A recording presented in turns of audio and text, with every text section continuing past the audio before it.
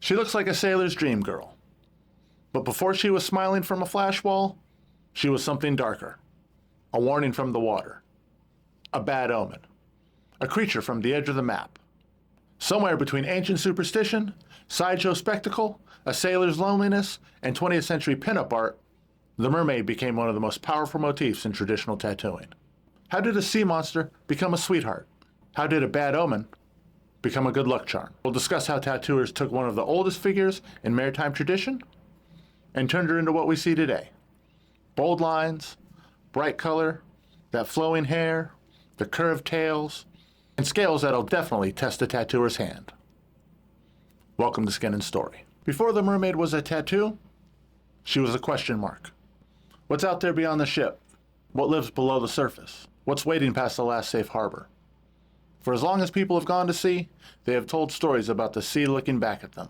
The ocean has never been just water. It's been food, it's been danger, it's been trade, travel, death, work for many people, escape, and a lot of times, mystery. It gave people a living, and it could take a life without warning. Human beings did what human beings always do. They gave the unknown a face. They gave the fear a place to reside. Sometimes that face was beautiful. Sometimes it was monstrous. And sometimes it was both. The mermaid belongs to that old maritime imagination. Half human, half fish. She's not just a sea creature. She's a contradiction. Half in this world and half under the sea. She is familiar from the waist up and impossible from the waist down. She's close enough to desire, but strange enough to fear. The mermaid is a pileup of sea stories, sailor superstition, mainly European folklore, popular entertainment, pinup art, and the practical needs of a design that has to work on a moving human body. She can carry romance without becoming soft. She can carry danger without becoming the horror. She belongs to the sea, but she also belongs on the skin. In modern tattooing, we see her as beautiful first. Long, often red hair, a soft face, and a pose that leans into pinup territory.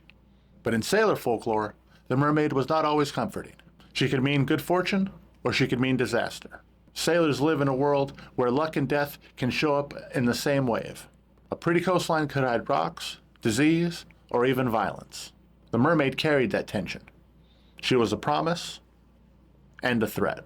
And this is where people often mix up mermaids with sirens. In Greek mythology, sirens were not originally fish-tailed. They were often part bird, part woman. Their songs lured sailors toward destruction. They represented the terrible cost of losing focus at sea. Over time, those images drifted together. The singing woman, the deadly water, the beautiful thing that might ruin you. The mermaid tattoo is not only a woman in the water. She is the moment a sailor looks away from the compass. Before she was a smooth pinup, she spent time in the sideshow. In the 19th century, audiences were fascinated by mermaid specimens, like P.T. Barnum's famous Fiji mermaid. It wasn't a shimmering beauty. It was a grotesque horror meant to shock a crowd. Typically, it was a monkey torso sewn onto a fishtail. You can still find these in sideshows and oddity museums today. That sideshow version sits much closer to the sea hag than the modern pinup.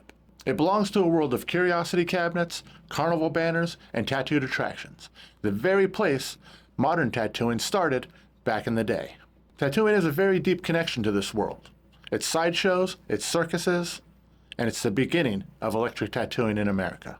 When we look at the mermaid in traditional tattooing, we should see that older shadow behind her, the creature, the specimen, the thing dragged from the water and shown to a crowd. It explains why sea hag versions and monster mermaids still make sense inside the tradition, and even informs us about those bulky mermen. The mermaid has always had teeth, somewhere in the story. When did the mermaid stop being the monster and start becoming the girl they wanted to come home to? The pivot is the heart of the traditional mermaid. After World War II, American culture was trying to move from survival back into desire. Men came home. The country started selling a new dream: houses, cars, and a future that looked safer than the one they had lived in before. Tattooing absorbed this new visual language, and the mermaid fit perfectly. She still belonged to the sea, but now she also belonged to longing and the fantasy of peace. Artists like Sailor Jerry, Bob Shaw, and the other mid-century traditionalists refined her into the version we recognize now: cleaner, brighter, more pinup driven. She became less of a warning sign and more of a longing sign. She was what you imagine when the ship is quiet. And this is a classic traditional tattoo move. Take something old and rough, strip it down until it can live on skin permanently. Bold enough to read, simple enough to last. Sailor tattooing was never just decoration. It had marked where you had been, what you survived, and who you loved. Naval records documented tattoos as distinguishing marks, part of how sailors were recognized and remembered. In that world, the mermaid fits naturally beside ships, anchors, and swallows. For a sailor, she could be good luck, she could be temptation for the sea itself, or a woman that they left behind. Because she wasn't tied to one narrow meaning, she had room to survive. She had room to persist. A mermaid can carry many meanings with only that one design.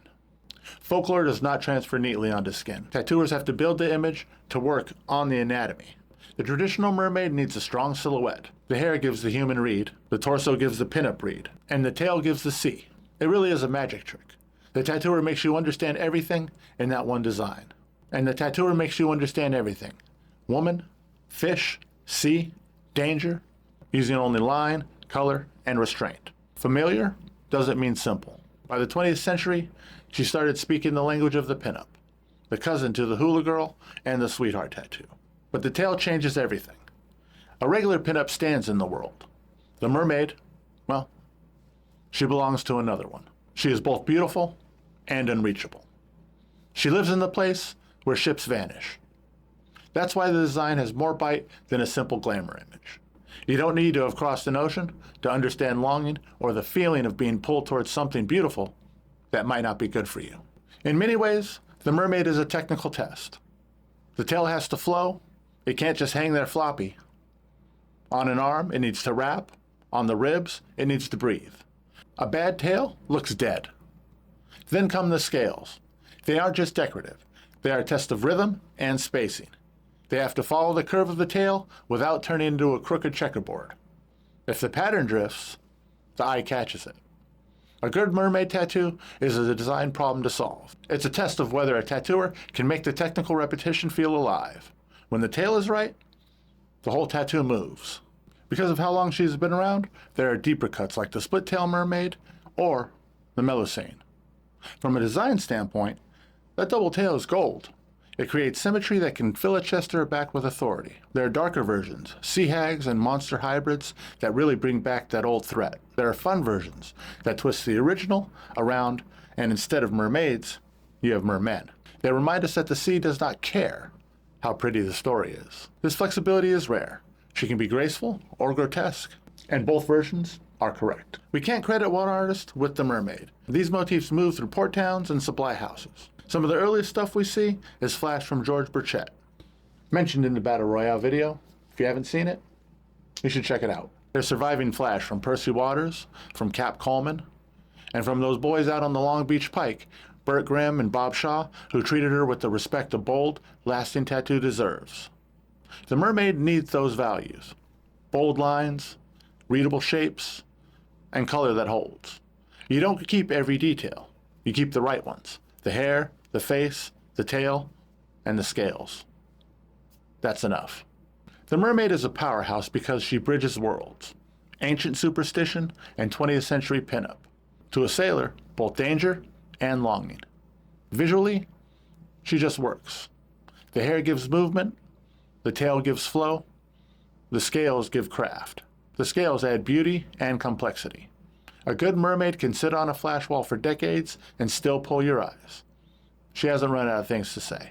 So what is a mermaid tattoo really? She is the sea given a face. The old sailor warning dressed up as a dream. The sideshow monster cleaned up for the flash wall. In traditional tattooing, she became a design that tests the tattooer, carries history, and still leaves room for personal meaning. The best traditional tattoos are readable from across the room, and the mermaid is still drawing eyes and winning competitions today. I also want to spend a special thank you to the artists who allowed me to use their art in my video today, especially Brandon Bear and Black Sea Tattoo. Thank you for the support. If you wear a mermaid tattoo, you're carrying beauty, danger, longing, warning, and the myth right there on your skin. Make sure to leave a comment if you have a mermaid tattoo. I'd love to hear about it, where you got it, who you got it from. The legacy of traditional tattooing lives in our skin and in our story. Thanks for being here.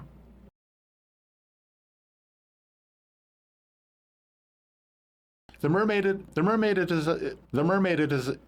is